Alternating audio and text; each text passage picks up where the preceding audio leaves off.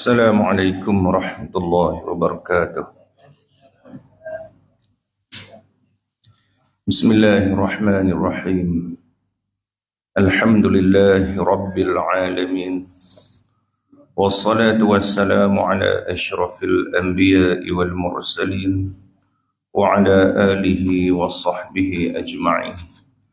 Subhanaka la ilma lana illa ma 'allamtana innaka antal alimul hakim.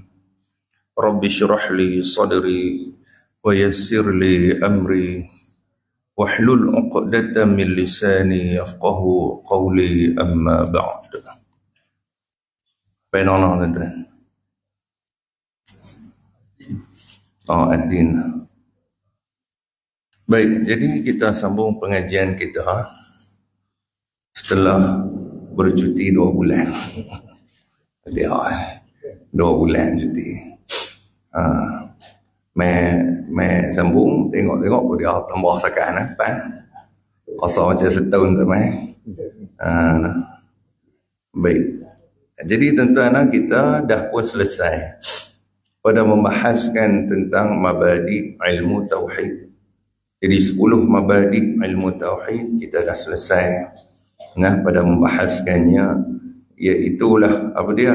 Iaitu kita membicarakan tentang pengertian ilmu tauhid. Begitulah juga tajuk-tajuk yang dibahaskan di dalam ilmu tauhid. Kemudian apakah faedah, manfaat kita mempelajari akan ilmu tauhid, dan apakah orang kata apa? Begitu juga dengan kedudukan ilmu tauhid, dan begitu juga dengan kelebihannya. Begitu juga dengan siapakah pengasas atau penyusun kepada ilmu tauhid. Kemudian tuan-tuan, kita juga membahaskan tentang hukum ataupun sumber ilmu ini diambil. Begitu juga hukum kita mempelajari akan ilmu tauhid, dan seterusnya, iaitulah permasalahan yang dibincangkan di dalam ilmu tauhid. Dan satu lagi iaitu nama-nama bagi ilmu ini selain daripada ilmu tauhid. Jadi tuan-tuan, bila kita dah selesai pada membahaskan tentang mabadi atau perkara-perkara asas di dalam ilmu tauhid tersebut, barulah pula kita nak membincangkan pula tentang pengertian ad-din, tuan-tuan. Jadi susunan tajuk-tajuk ni tuan-tuan adalah saya mengambil rujukan daripada kitab Misbahul Munir fi Ma'rifatillahil Qadir, tuan-tuan. Baik, cuma ada sedikitlah perubahan susunan tajuk tu yang saya buat ikut masa pada kesesuaian. Baik, jadi tuan-tuan, kita masuk pula pada membahaskan tentang pengertian ad-din. Apakah yang dimaksudkan dengan ad-din, dan apa tujuan kita mempelajari tentang pengertian ad-din, tuan-tuan. Jadi kita sebagai seorang yang beragama Islam, maka sepatutnya kita mengetahui apakah itu ad-din, iaitu agama, tuan-tuan. Jadi tuan-tuan, bila sebut kata ad-din ataupun agama, kadang-kadang ada setengah orang sebut agama, dan dalam kitab juga ada sebut igama. Agama pun dia, agama pun dia, igama pun dia juga. Dan dalam istilah bahasa Arab, dia ada 4 yang merujuk kepada makna agama. Selain daripada ad-din, maka dinamakan juga agama itu dengan millah. Millatun. Jadi millah itu pun dengan makna agama juga. Begitu juga diistilahkan juga dengan asy-syar'u ataupun syarak. Maka syarak itu juga merujuk kepada agama. Begitu juga asy-syari'ah. Maka asy-syari'ah itu juga merujuk kepada makna agama juga. Jadi kita dalam bahasa Melayu kita sebut agama, tapi dalam bahasa Arab dia ada 4 istilahnya. Ad-din, millah, asy-syar'u, dan juga asy-syari'ah. Tuan-tuan. Baik. Jadi bila sebut kata ad-din ataupun agama ni tuan-tuan, sebab itulah kalau kita tanya, Apakah itu agama? Nah, agak-agak tuan-tuan nak jawab apa agama ni. Nah, apa yang tuan-tuan faham dengan makna agama, tuan-tuan? Jadi kita orang yang beragama Islam. Kita seorang yang beragama. Apa agama kita? Agama Islam. Kalau orang tanya agama atau apa dia, tuan-tuan, kita nak jawab apa? Mayang lah, usah lah, nah, segala ibadah yang kita ada buat, agama lah tu.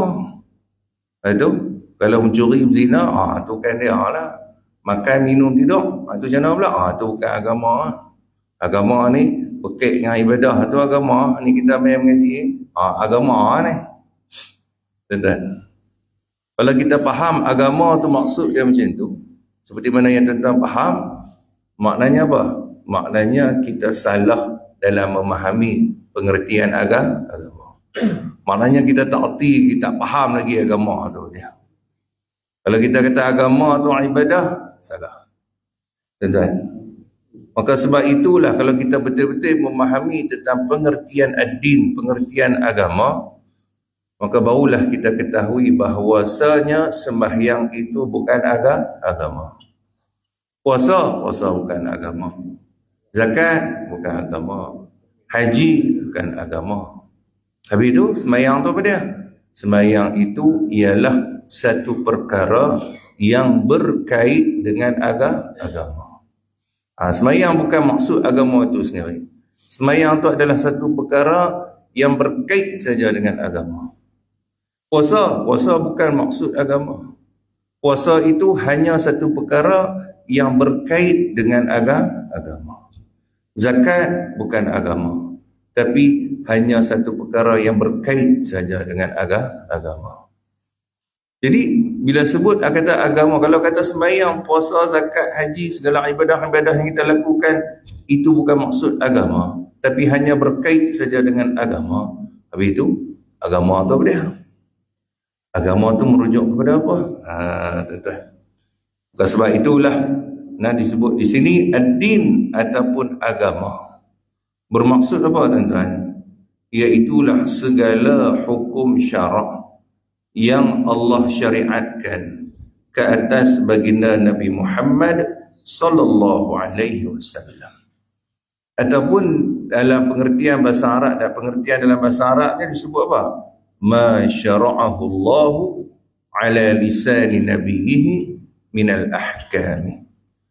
Itu seperti mana yang diertikan oleh para alim ulama, ditakrifkan oleh para alim ulama, iaitu bila sebut kata ad-din ataupun agama, iaitu merujuk kepada al-ahkam, segala hukum-hukum syarak yang Allah Ta'ala hantarkan ke atas lisan baginda Nabi Muhammad sallallahu alaihi wasallam.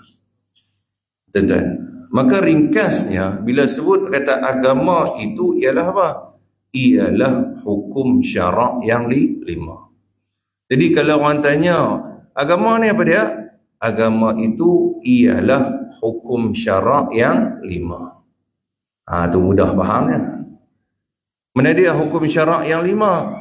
Iaitu yang pertamanya wajib, yang keduanya sunat, yang ketiganya haram, yang keempatnya makruh, dan yang kelimanya harus.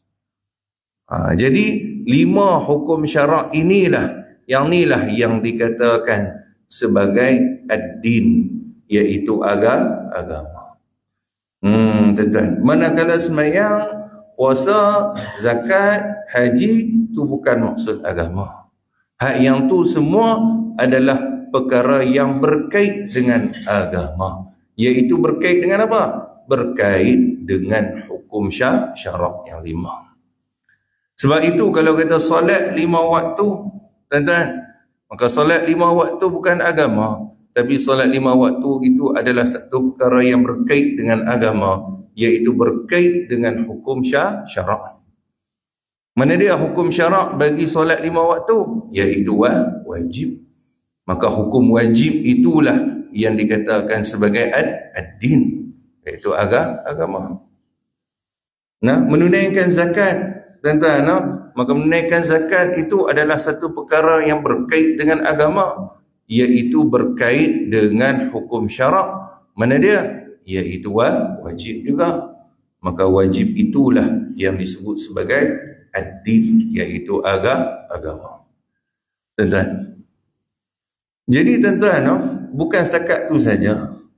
Bahkan kalau orang tu rajin baca Quran, rajin berzikir dan sebagainya, tuan-tuan, maka itu juga satu perkara yang berkait dengan agama, iaitu berkait dengan hukum syarak, iaitu mana dia? Sunat. Maka sunat itulah yang dikatakan sebagai ad-din, iaitu agama. Tuan-tuan, setiap perbuatan mukallaf pasti berkait dengan hukum syarak. Maknanya apa tuan-tuan? Bukan setakat ibadah sahaja yang berkait dengan agama. Bahkan kalau kata kita makan ke, minum ke, tidur ke, semuanya berkait dengan agama. Iaitu berkait dengan apa? Berkait dengan hukum syarak. Jadi makan, ada tak hukum syarak dia? Ada. Mana dia hukum syarak makan? Hukum syarak makan apa dia? Harus kata wajib lah. Wajib kena makan. Tuan-tuan. Jadi hukum dia harus. Jadi harus itu salah satu daripada hukum syarak. Tuan-tuan, maka harus itulah yang disebut sebagai ad-din. Hukum harus itulah yang disebut sebagai ad-din, iaitu agama. Nah, kita makan, minum, tidur ke, jalan ke, semua tu berkait dengan agama, iaitu berkait dengan hukum syarak, iaitu hukum harus. Tuan-tuan, kencing, berak, pun berkait dengan agama, iaitu berkait dengan hukum syarak. Mana dia? Hukum berak. Itu sunat. Hukum berak, hukum dia harus. Maksud dia apa dia? Ikut suka nak berak sama berak pun. Tapi kalau hang tak berak sampai mudarat diri tu hukum wajib pula. Wajib kena berak. Kok main saja-saja tahan. Tuan-tuan. Jadi tuan-tuan, bahkan setiap perkara perbuatan maksiat juga pun berkait dengan agama. Kalau orang tu dia mencuri, orang tu dia berzina dan sebagainya, mengumpat ke, melihat perkara yang haram, tuan-tuan, mendengar perkara yang haram, maka itu juga berkait dengan agama. Iaitu berkait dengan apa? Berkait dengan hukum syarak. Mana dia? Iaitu haram. Maka hukum haram itulah yang dimaksudkan dengan ad-din, iaitu agama. Jadi nak abang kata apa? Kita ni tuan-tuan sebagai orang yang beragama Islam tak boleh lari daripada agama. Kita nak boleh lari daripada agama, tuan-tuan, naik kereta, naik motor, buatlah kerja apa pun, semua berkait dengan agama belaka.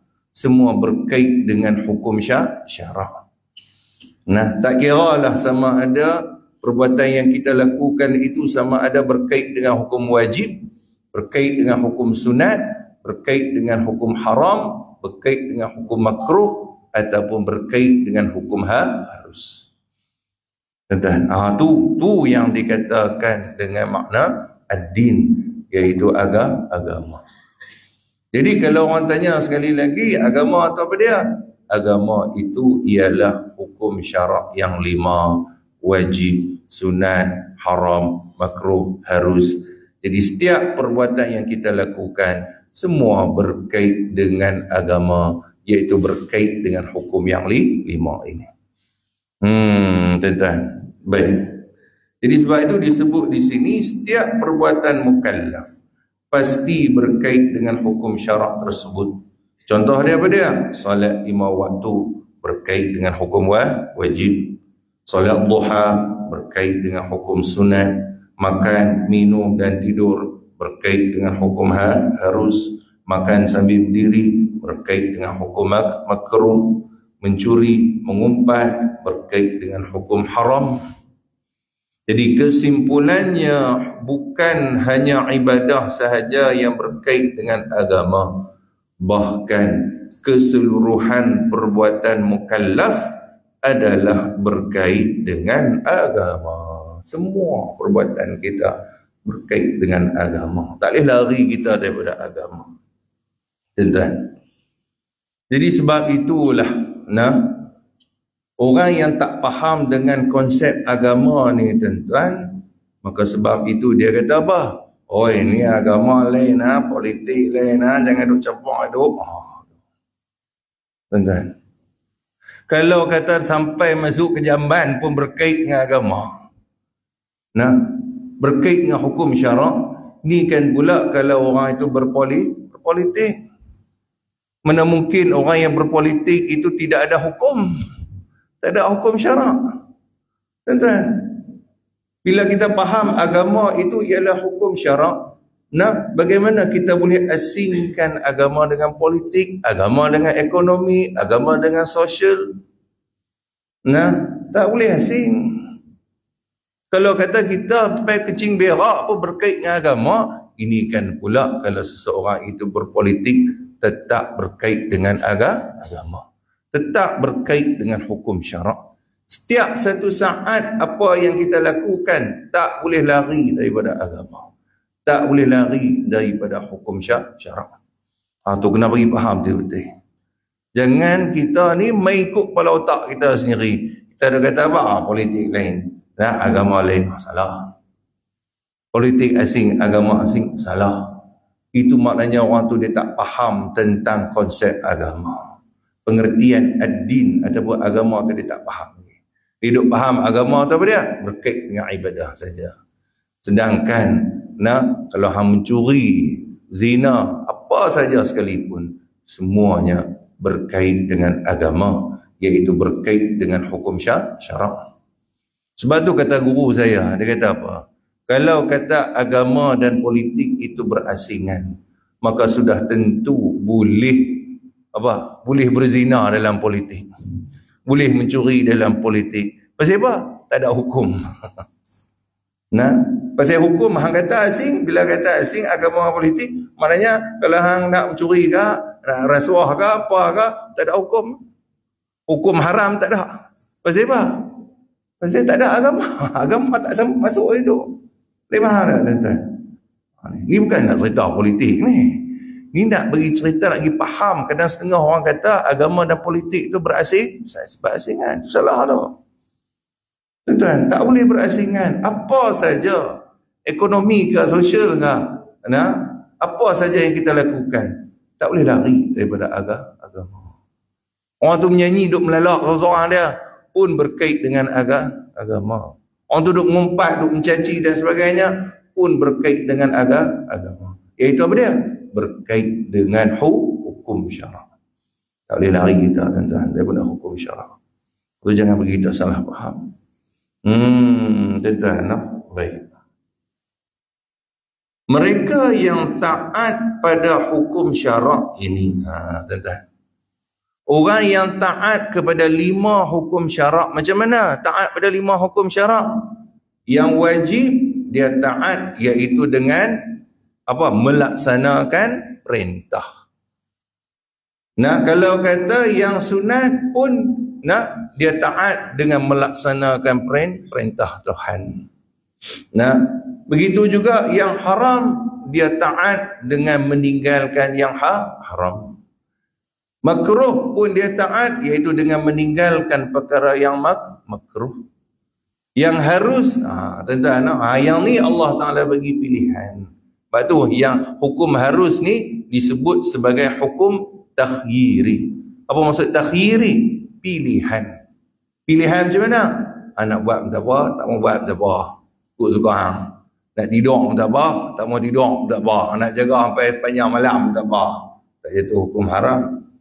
Nak berjalan tak apa, nak duduk saja tak apa. Tuan-tuan, tu. Jadi, perkara-perkara yang harus ni, yang ni takhir. Allah Ta'ala bagi pilihan. Tuan-tuan. Jadi tuan-tuan, maka 5 hukum ni bila kita taat, Kita taat kepada 5 hukum, yang mana 5 hukum inilah yang dikatakan sebagai ad-din, iaitu agama. Maka orang yang taat kepada 5 hukum ini iaitu orang yang beragama.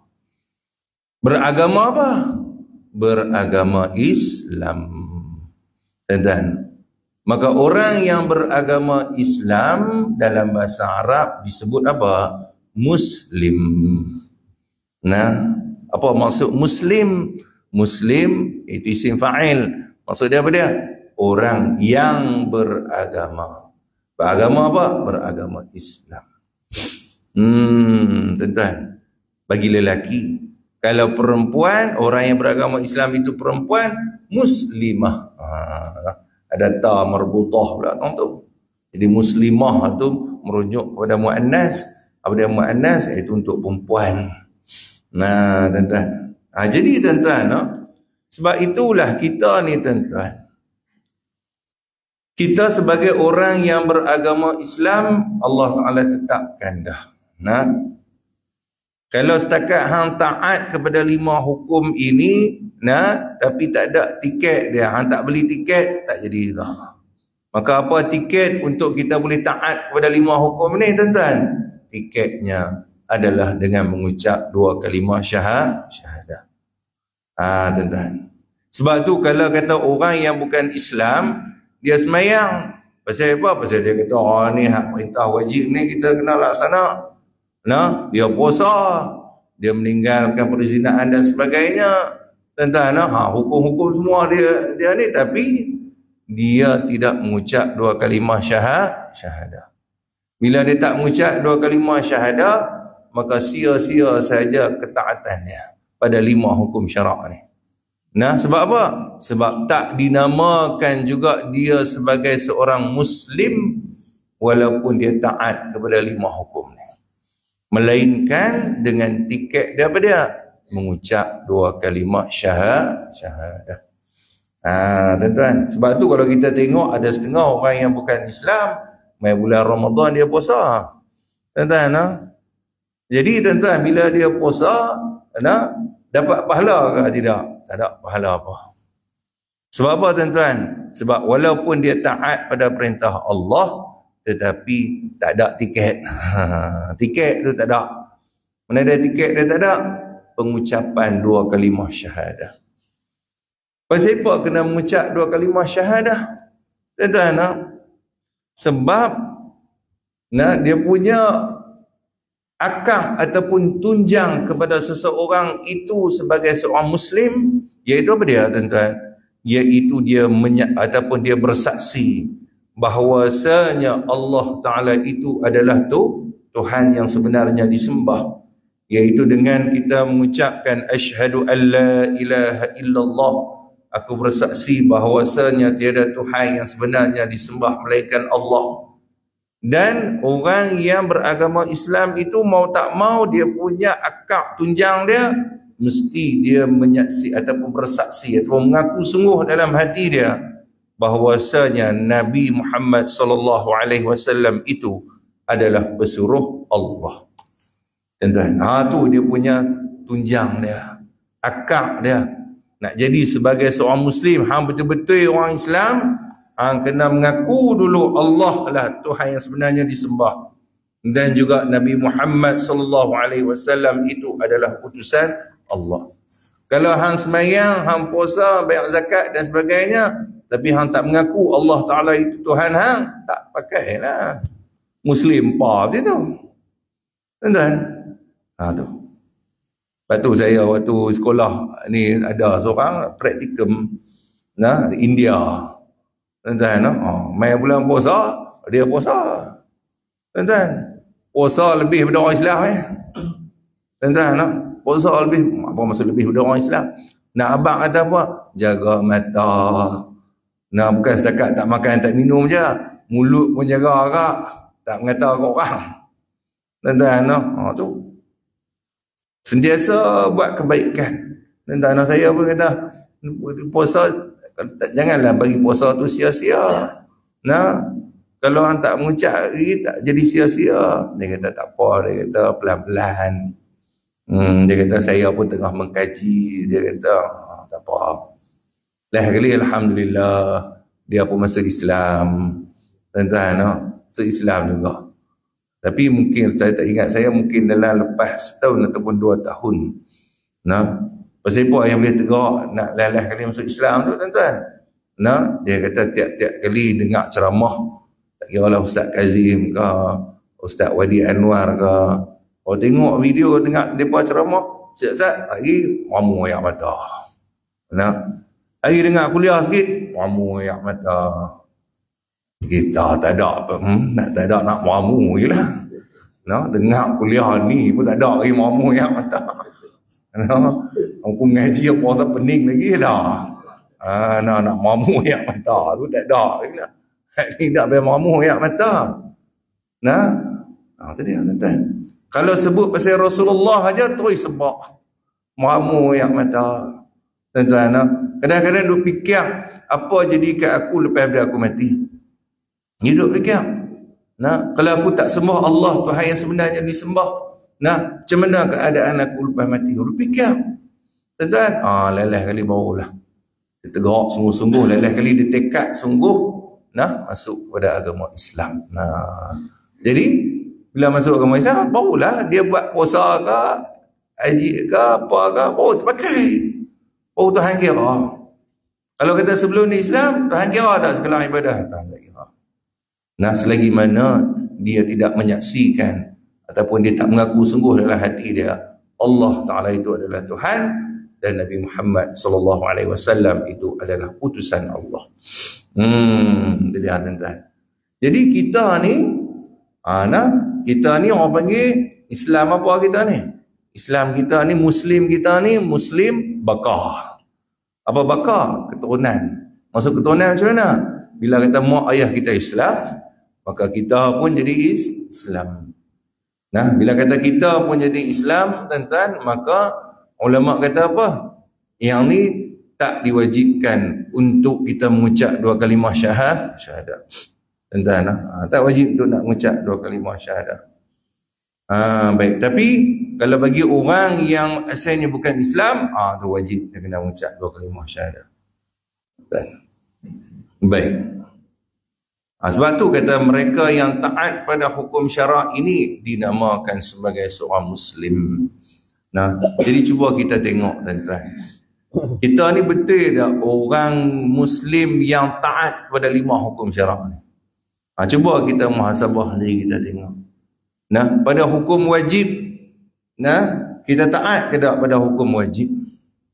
Tuan-tuan, hukum sunat kita taat ataupun tidak? Hukum haram, hukum makruh, kita taat ke tidak? Maksud taat macam mana pada hukum haram? Tinggal. Bukan taat buat. Taat pada hukum haram maksudnya kena tinggal benda tu. Kita tinggal ke tidak? Jadi sebab itulah tuan-tuan, kita ni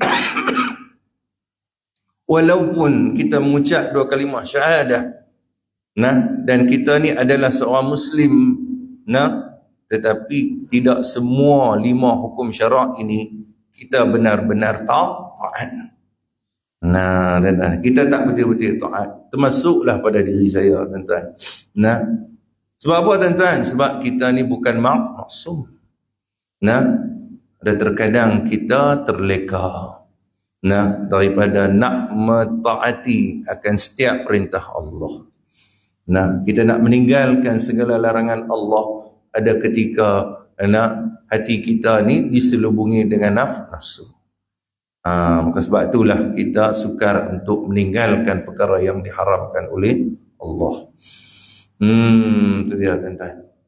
Kemudian tuan-tuan, tanda wujudnya agama. Maka wujudnya agama yang sempurna dalam diri seorang Muslim itu ada 4 tanda. Jadi tuan-tuan, kata Al-Imam An-Nawawi rahimahullah ta'ala menyatakan alamatud-din 4. Tanda-tanda wujudnya agama dalam diri seseorang. Maksud wujudnya agama pada diri seseorang tu maksud apa dia? Tanda-tanda kata dia ni orang Islam. Senang itulah.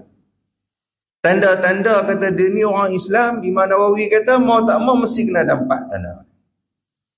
Tak ada 4 tanda ni, mungkin Islam pada pandangan manusia saja, tapi kafir pada pandangan Tuhan.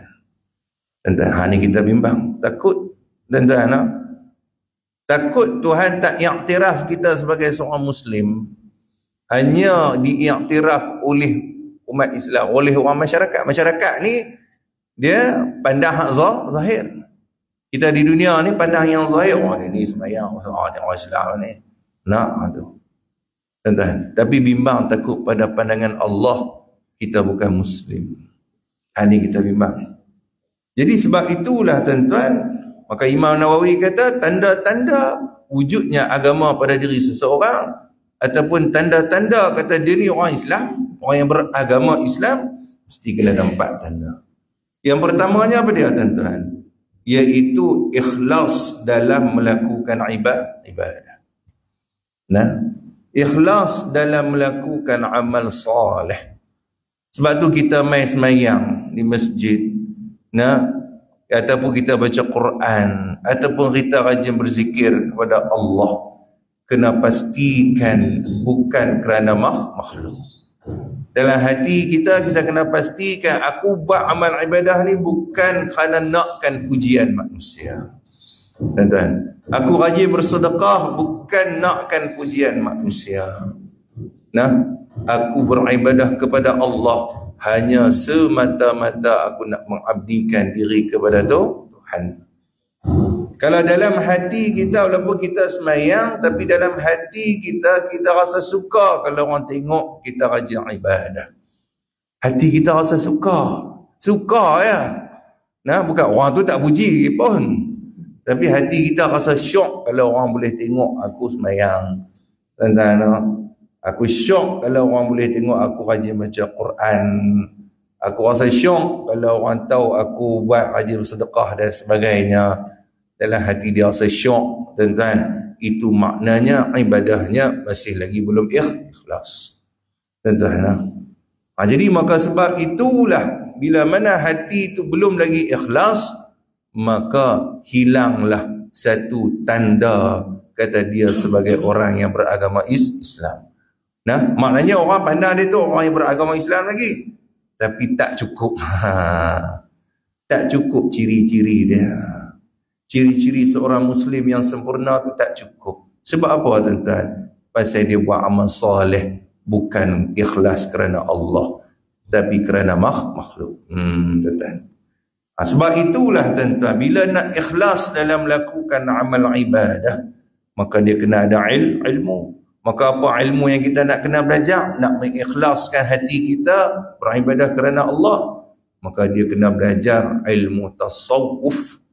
Ilmu nak menyucikan hati. Sebab tu ilmu tasawuf ni ilmu yang wajib dipelajari. Pasal apa? Pasal kita nak ikhlaskan hati kita dalam beribadah kepada Tuhan. Itu tujuannya. Kemudian tanda yang kedua, apa dia? Melaksanakan perintah Allah. Tanda kata dia ni orang Islam, dia semayang. Tanda kata dia ni orang Islam, dia puasa. Tanda kata dia orang Islam, dia bayar zakat. Dan setiap apa saja yang Allah Ta'ala perintah, dia buat. Itu tanda kata dia orang Islam. Tuan-tuan, kalau kita tengok berapa ramai mengaku Islam tapi tak semayang. Berapa ramai yang mengaku dia Islam tapi tak puasa. Berapa ramai yang mengaku Islam tapi tak bayar zakat. Tuan-tuan, berapa ramai yang mengaku Islam suruh kenal Tuhan, buat donor, buat ta'ati. Dia tuan-tuan. Habis. Kemudian yang tanda yang ketiga, apa dia? Tanda ketiga kata dia ni orang yang beragama Islam, iaitu meninggalkan larangan Allah. Kalau semayang tapi zina sakang mayang, tapi mencuri boleh tahan, mayang rasuah boleh tahan. Itu dia. Tuan-tuan, maka ciri-ciri Nah, ataupun tanda-tanda wujudnya Islam pada diri dia tu tak apa nampak, dia jadi samak-samak. Tuan-tuan, belungguk dah tuan-tuan. Kalau kita tengok sekarang ni tuan-tuan, masyarakat umat Islam sekarang ni, kalau kita tengok, yang mana yang tak menutup aurat, tak menutup aurat, berpakaian seperti mana lebih kurang orang-orang kafir. Kita sendiri pun muskil, dia ni Islam ke tak? Islam ke tak? Sebab apa tuan-tuan? Sebab pentingnya aurat tu juga adalah merupakan perintah yang mana kita kena taat. Tuan-tuan, jadi bila dia tak tutup aurat, ke selok pendek ke, ke mini skirt ke, dia ni Islam ke tak ni? Samar-samar. Pasal apa jadi samar-samar keislaman dia? Tuan-tuan, sebab tanda dia tak cukup. Tanda-tanda wujudnya agama pada diri dia tu tak cukup. Mana dia tak cukup? Tang mana? Tang meninggalkan larangan Allah. Tak cukup. Tuan-tuan. Dan yang keempat, tanda yang keempat, kata dia ni sebagai seorang yang beragama Islam yang sempurna, apa dia? Iaitu berpegang dengan akidah Ahlus Sunnah wal Jamaah. Nah, akidah dia, mesti dia ada pegangan dia. Kalau kata dia ni, apa dia? Hati dia ikhlas kerana Allah, tak ada riak apa, kemudian laksana perintah Tuhan, haji semayang, puasa apa semua, kemudian dia tak ada zina, tak ada mencuri apa, tapi akidah dia apa dia? Akidah dia Allah Ta'ala tu ada di langit. Akidah dia apa dia? Tuhan tu ada mata, tapi tak menyerupai makhluk. Tuhan ada tangan, tapi tak menyerupai makhluk.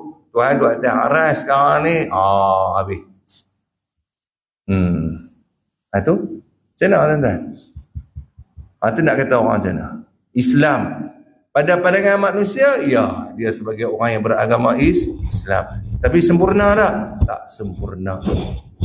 Tuan-tuan, bila mana walaupun ada 3 ciri dia, tapi mereka akidah tidak mengikut kepada Ahlus Sunnah wal Jamaah. Macam mana yang kita tak mengikut Ahlus Sunnah wal Jamaah? Iaitu dia tidak mengikut kepada Al-Asy'ariyah wal Maturidiyah. Pasal apa kena ikut Asy'ariyah dan juga Maturidiyah? Sebab ulama kata, "Idza utliqa Ahlus Sunnah wal Jamaah", apabila digunakan istilah Ahlus Sunnah wal Jamaah, fal muradu bihim, maka yang dimaksudkan dengannya iaitulah apa dia? Al-Asy'ariyah wal Maturidiyah. Sebut Ahlus Sunnah aja merujuk kepada Asy'ariyah dan juga Maturidiyah. Siapa dia Asy'ariyah? Iaitu pengasasnya Imam Abu Hasan Al-Asy'ari dan juga para alim ulama yang mengikut pandangan beliau. Wal Maturidiyah, pengasasnya iaitu Al-Imam Abu Mansur Maturidi dan juga para alim ulama yang mengikut pandangan beliau. Sebab tu kita ni tuan-tuan betul-betul kena ikut Asy'ariyah dan juga Maturidiyah. Berapa ramai ulama-ulama yang muktabar, Imam Jalaluddin As-Suyuti dan seterusnya yang lain, Imam Ramli dan sebagainya, yang mana ulama-ulama muktabar, semuanya berakidah mengikut kepada Asy'ariyah. Dan ada setengahnya yang mengikut Maturidiyah. Tuan-tuan, tu. Ini kata Ahlus Sunnah wal Jamaah. Tuan-tuan. Sebab apa? Sebab kalau kata Ahlus Sunnah wal Jamaah ni tuan-tuan, puak-puak Qadariyah, puak-puak Jabariyah pun mereka pun pakat mengaku kami puak Ahlus Sunnah wal Jamaah juga. Puak-puak Wahabi pun mengaku Ahlus Sunnah wal Jamaah juga. Tuan-tuan, tapi pasal apa pandangan mereka berbeza dengan yang hak, yang sebenar, tuan-tuan? Sebab itulah bila sebut Ahlus Sunnah wal Jamaah, dia umum. Maka kita kena khususkan dia. Maka Ahlus Sunnah wal Jamaah tu merujuk pada siapa? Al-Asy'ariyah wal Maturidiyah. Ini kita duk ngaji sifat 20 ni. Ini maknanya kita ikut apa? Kita ikut Asy'ariyah dan juga Maturidiyah. Tuan-tuan, kalau kata hak menolak, ni sifat 20 ni apa ni, tak ada. Ni apa nama maulid-maulid apa, tak ada. Ni semua bid'ah dalalah mereka. Dan bid'ah yang sesat, tu bukan Asy'ariyah Maturidiyah. Tuan-tuan, tu cara nak kenal. Nah, ataupun dia berpegang kepada ayat mutasyabihat, Allah Ta'ala itu ada tangan, Tuhan itu ada muka, tapi tak menyerupai makhluknya, habis itu bukan Asy'ariyah dan Maturidiyah. Itu kita kena tahu yang tu. Jadi nak tahu akidah kita ikut Asy'ariyah Maturidiyah ke ataupun tidak, maka kita kena ada ilmu. Banyak ilmu apa? Ilmu tauhid kita mengaji sekarang ni. Kita nak laksanakan perintah Allah dan meninggalkan larangan Allah, kena ada ilmu juga. Ilmu apa? Ilmu fiqh. Nak ikhlaskan hati kita dalam ibadah, itu kena belajar ilmu tasawuf. Sebab tu ulama kata wajib kita mempelajari akan 3 ilmu yang fardu ain. Mana dia? Tauhid, fiqh dan tasawuf. Sebab itulah kalau kita ada 3 ilmu ni dan kita beramal dengan ketiga-tiga ilmu ni, insya-Allah wujudnya 4 tanda kata kita ni orang beragama Islam. Tuan-tuan, tu. Kalau 3 ilmu ni pun kita tak pernah belajar, tak pernah tahu pun, tuan-tuan, ilmu tauhid aku tak pernah dengar pun, orang kata tu kritikal lah tu. Tak bisa dengar ilmu tauhid tu apa dia? Sifat 20. Sifat apa yang 20 tu? Tu kritikal lah tu. Tu kira memang ICU lah. Tuan-tuan, nak tunggu pi lah. Tu dia. Sampai tahu tu. Ada biasa tanya saya, ilmu fiqh ni macam mana? Ilmu tasawuf ni macam mana? Kata, nazak lah ni. Tuan-tuan. Tanya pula, umur 60 pula. Tuan-tuan, nak abang sepatutnya umur 60 ni kena dia. Ada seorang lah tuan-tuan, tu kena saya pun tak pernah jangka. Sepanjang perkahwinan dia, lebih kurang 32 tahun. Sepanjang perkahwinan 32 tahun ni tuan-tuan, si isteri baru tahu kata apa? Suami tak erti baca Quran. Suami tak erti baca Quran. Kemudian saya tanya, sepanjang 32 tu takkan tak pernah dengar dia baca Quran? Tak pernah. Tuan-tuan, tak pernah. Dan 32 tahun tu pun baru tahu. Tu pun kes apa? Kes laki dia mengaku. Baru laki dia buat pengakuan, abang tak erti baca Quran. Pasal apa dia buat pengakuan tu? Time tu baru main hidayah. Tapi tak apa, hidayah main waktu hidup tak apa. Bukan cik hidayah. Tu cik hidayah lain. Hidayah ni petunjuk. Dia petunjuk main pada ketika usia umur dia 56 tahun. Umur dia 56. Tu pun dia rasa sedap. Dia rasa diri dia betul-betul rasa berdosa dengan Tuhan. Tuan-tuan, waktu bila? Ketika mana anak lelakinya meninggal dunia. Tuan-tuan, anak lelaki yang dia paling sayang meninggal dunia. Yang mana si anak ni tuan-tuan, saya pun tak tahulah, kita doa mudah-mudahan dia mendapat pengampunan Allah. Yang mana waktu hidup dia di dunia pun dia jarang-jarang solat. Tuan-tuan, jarang-jarang solat. Dan saya ni doa lah, kalau kata sebelum dia mati tu dia sempat bertaubat kepada Allah. Tuan-tuan, harap macam tu lah. Jadi bila kata si anak ni dah meninggal tuan-tuan, time tu baru timbul kesedaran pada si ayah. Sebab ayah sendiri pun tak pernah sembahyang. Tuan-tuan, ayah sendiri pun sembahyang pun tak tahu sebulan, pasal 1 waktu ataupun 2 waktu. Sampai baca Quran tak erti langsung. Tuan-tuan, tapi Allah Ta'ala bagi kesedaran, petunjuk. Mungkin dengan atas asbab si anak tu meninggal dunia, maka dia ada kesedaran untuk dia nak bertaubat. Time tu lah barulah dia bakat bini dia. Dia tak pernah peti pun baca Quran. Itu dia tuan-tuan. Time tu barulah dia start mula daripada Iqra, sikit. Tak apa tuan-tuan. Saya kata tak apa. Selama mana dia mengakui dosa dia dan dia bertaubat di atas segala dosa-dosa dia dan Allah Ta'ala ampunkan segala dosa dia, insya-Allah maka dia termasuk di kalangan orang-orang yang soleh. Tentang kalau kata dia mati, maka mati dia insya-Allah dalam keadaan dia suci dia daripada dosa. Tentang kita tak tahu diri kita ni pun kita tak tahu. Kita jangan kata kita rajin main masjid ni aku rasa aku suci dah. Aku rasa confirm dah aku masuk syurga ni. Tambah-tambah aku mengaji sifat 20 ni dah khatam berapa kitab. Oh tu dia. Nah, aku ni mengajak sifat 20 ni ada kat 30 masjid, confirm dah aku. Tu dia, tuan-tuan. Kalau dia rasa macam tu, tuan-tuan, maka orang yang banyak melakukan dosa dan dia bertaubat di atas segala dosa dia lebih baik daripada kita. Daripada saya hak rajin mengajak sampai 20-30 masjid, khatam sifat 20 bagi kemah kelia, tapi dia dok rasa diri dia lebih baik daripada orang lain. Tuan-tuan, maka orang yang pendosa tu, yang bertaubat di atas segala dosa dia lebih mulia. Tuan-tuan. Jadi sebab itulah tuan-tuan, ni macam dalam majlis ilmu ni tuan-tuan. Macam dalam majlis ilmu ni juga. Nah, saya tak boleh saya mengajak tuan-tuan ni dengan niat saya nak memperbetulkan tuan-tuan. Tak. Kalau saya niat saya mengajak ni saya nak perbetul tuan-tuan, maka dia akan main lintasan dalam hati kata apa? Aku lebih baik daripada hampa. Nah. Sebab tu macam kita, kalau orang nak minta nasihat pada kita bagi nasihat kepada orang tu tuan-tuan. Maka kita bagi nasihat tu hakikatnya aku nasihat diri aku. Bukan aku nasihatkan dia. Sebab apa? Sebab aku sendiri tak layak bagi nasihat kepada dia pasal aku pun teruk daripada dia.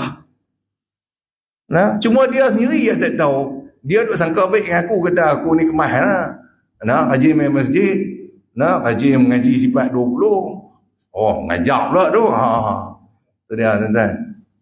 Jadi kita pun kemah. Oh, minta nasihat aku. Dia macam ni. Hang kena buat macam ni. Hang kena buat macam ni. Time tu dalam hati dia main lintas tu apa? Aku lebih baik dah. Hang berani kan? Tu dia tuan-tuan. Sebab itulah kalau kita nasihat orang minta nasihat kita nasihat orang, kita kena ingat. Aku nasihat sebenarnya untuk diri aku. Bukan untuk orang lain. Tapi bila dia dah minta nasihat aku sampaikanlah juga. Tapi sampai tu hakikatnya untuk aku, bukan untuk dia. Tu dia tuan-tuan. Ini macam saya mengajak tuan-tuan ni. Hakikatnya untuk diri saya. Nasihat ni untuk diri saya. Bukan kata untuk tuan-tuan. Pasal apa? Pasal tuan-tuan lebih baik dari saya. Saya tak layak nak bagi nasihat kepada tuan-tuan. Tu dia tuan-tuan. Tapi dah saya duk mengajak, kena sampai lah. Tapi hakikatnya balik dari diri sendiri. Saya mengajak, saya nasihat, hakikatnya balik dari diri saya sendiri. Tuan-tuan, tu baru bila kita niat balik untuk diri kita, baru dia takkan main lintasan dalam hati. Baru syaitan dia takkan kacau kita. Kalau dia main kacau, aku lebih baik, hang lebih baik daripada orang ni, sebab tu hang duk ngajak orang. Tuan-tuan, dia tak mau lintas. Bila tak mau lintas tu tak apa, alhamdulillah. Tuan-tuan, sebab itulah ciri-ciri orang yang masuk ke dalam syurga Allah. Nah, penghuni syurga Allah adalah siapa dia tuan-tuan? Di kalangan mereka yang mempunyai hati yang bersih. Tuan-tuan, hati yang bersih. Bukan mereka yang rajin main masjid apa semua. Kalau rajin main semayang, rajin baca Quran, rajin zikir, tapi hati ni penuh dengan hasad, duk rasa aku lebih baik daripada orang lain, tuan-tuan, tak ada guna. Takkan layak masuk syurga Allah. Tuan-tuan. Tapi kalau orang tu hati dia bersih, mana mungkin dia tak semayang. Tuan-tuan. Tapi orang yang rajin ibadah belum tentu hati bersih. Tapi kalau orang hati bersih, sudah tentu dia akan mendekatkan diri dengan Tuhan. Ada setengah dia faham kata apa? Walaupun aku tak semayang, tapi hati aku bersih.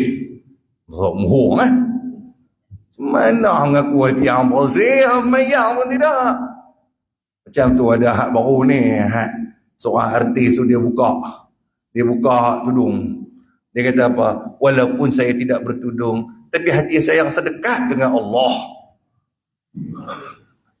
Saya tengok portal pening tuan. Macam mana ni? Kerana hang buka aurat, maknanya hang telah melanggar perintah Tuhan. Macam mana tiba-tiba hati hang rasa lebih dekat dengan Tuhan? Orang yang macam ni hakikatnya telah ditipu daya oleh syaitan. Tadi tuan-tuan ni kena jaga elok kita ni. Syaitan ni sentiasa duk scam kita sedia. Kita ni scammer kita siapa? Syaitan lah scammer. Kita duk kata, aku setakat ni tak pernah kena scam lagi lah. Nah, setakat ni kalau main mesej apa-apa, alhamdulillah aku tahu aku takkan pernah kena scam. Dia lupa kena scam sedia. Dengan syaitan tu sedia kena scam. Nah, macam mana? Ni main masjid ni. Tuan-tuan, kita ada rasa kemah dah. Tuan-tuan, rasa kemah aku rasa boleh masuk syurga ni. Kemah dah aku ni. Tu kena scam tu. Syaitan dia main rasa lintas dalam hati, aku lebih baik daripada orang tak main. Dan tu kena scam dah. Kemudian dia scam apa lagi? Dia scam, dia suruh tengok jam kerap lagi. Nah, bila Azan nak berhenti? Scam dah.